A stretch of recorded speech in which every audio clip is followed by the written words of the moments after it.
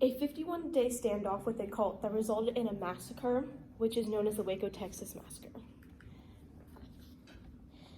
What really happened in Waco?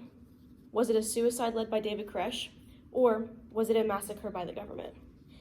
The reason why I'm talking about this today is because when I talk to people about this, they really never even heard of this incident, and it didn't even happen that long ago. The reason why I'm going to be talking about this as well is I took a class in high school called Conspiracy Theories, and this is one of the things we talked about, and I just thought it was extremely interesting learning about the different theories, and this is the one that caught my attention most and we spent the most time on in class. First, I'll be talking about the history of David Koresh. Second, I'll be talking about the government, like what they wrote off, what happened, and then third, I'll be talking about the theory that happened. All right, David Koresh has a background before he even became a leader for the Divine Davidian. According to the 2014 article titled David Koresh, he was a high school dropout. He didn't do very well in school. He was dyslexic, but he memorized the entire Bible by age 12, from cover to finish. I mean, I'm impressed by that, but he was also on trial for murder before he became the leader, and he also had hundreds of weapons stored in his church as well. He, in 1990, he became the leader of the Branch Davidians. So you're probably thinking, who is this and why am I talking about David Koresh? According to the 2018 article titled Waco Siege, it was a 51-day standoff between the FBI/government and the Branch Davidians, who David Koresh was the leader of.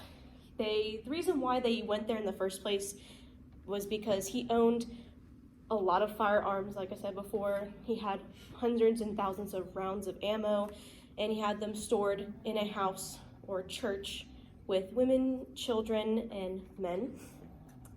This started on February 28th, 1993, and it ended on April 19th, 1993.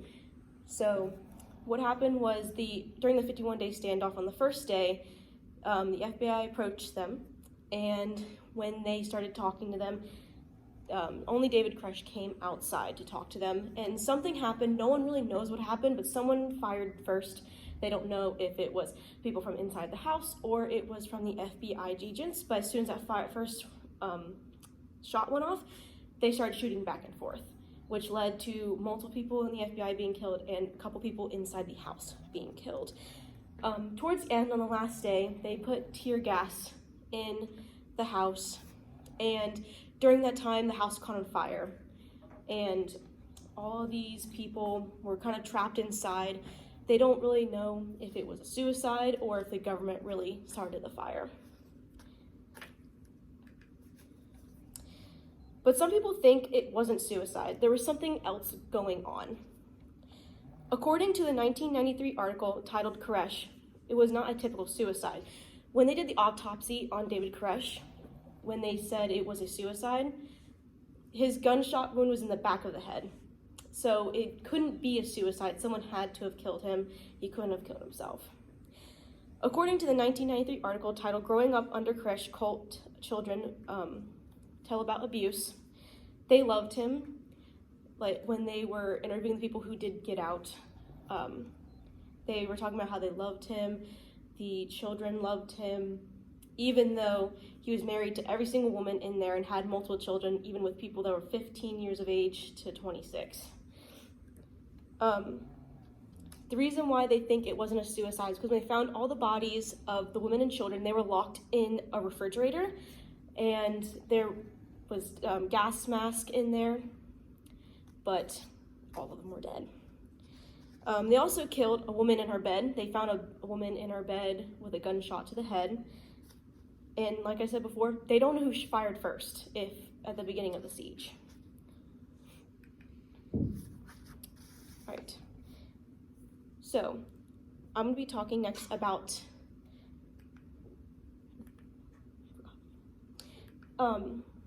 the 6-part movie series. I call it like a movie series because there's the transitions between them. They're 40 minutes long, but it's a 6-part series, and it really goes in depth about like what happened during this time, and it shows more of the theory side of what's happening inside the house, what these people were thinking. But like I said, this is a really good movie. It's called it's called Waco. All right. To sum it up, I'm just going to be talking about, like, again, what happened. So the government had the 51-day raid. They fired at civilians. They really came only about the guns, but people had the theory that something else was going on more. There were 76 people dead at the end of this and 21 children. David did not commit suicide, even though they wrote off, if you look up the government official papers, it says that he committed suicide. And like again, his bullet was to the back of the head. All right. So what do you think? Did the government try to get rid of them, or do you think it was a mass suicide? Does anyone have any questions? Yes. Is the question if the fire was started by the government or not? So what he asked was if it was started by the government. They really don't know what happened because all they did was put tear gas in the house, but no one was coming out, and then suddenly they saw a fire start. I couldn't find any information on which room it started in. It just said that a fire had started. All right, does anyone have any questions? Yes. When you said that it was a 71-day raid, was that like a firefight the whole way through, or more of a standoff? He asked if it was, during the raid, if it was more of a firefight the entire time. And no, during the 51 days that they raided, it was the first day they shot at them, and they went back and forth, and then they tried to convince them to come out of the house. But like during that 51-day raid, like in the middle, they tried to get some civilians out, so they traded food for a couple of the children. And then on the last day, they decided that they were gonna go in the house and try to get rid of, like, not rid of all of them, but try to get them all to come out with tear gas. Right. Even though we don't really know what happened, we just have to remember all the lives that were lost that day, and yeah.